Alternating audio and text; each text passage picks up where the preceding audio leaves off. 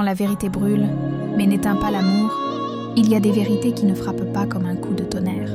Elles glissent d'abord, comme un murmure qui traverse la peau, puis elles explosent au cœur, là où ça fait le plus mal. Elle avait donné sa confiance sans calcul, sans masque, sans défense.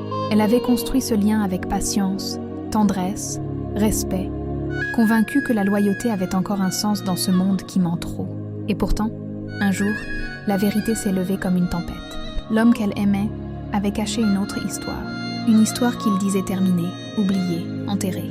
Mais la vie, elle, n'enterre jamais ce qui n'est pas vraiment fini. Alors oui, la colère est venue, pas la colère qui détruit. Non, la colère qui tremble.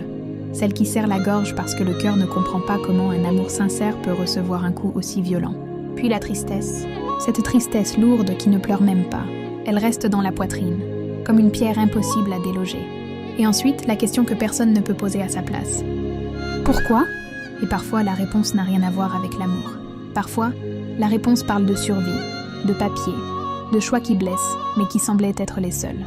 Parfois, les gens font le mauvais geste, pour ce qu'ils pensent être une bonne raison. Alors elle se retrouve là, entre deux mondes. Celui où elle protège son cœur, et celui où elle reconnaît qu'aimer quelqu'un, ce n'est jamais simple, jamais propre, jamais parfait. Elle n'excuse pas, elle n'oublie pas. Mais elle regarde la vérité droit dans les yeux.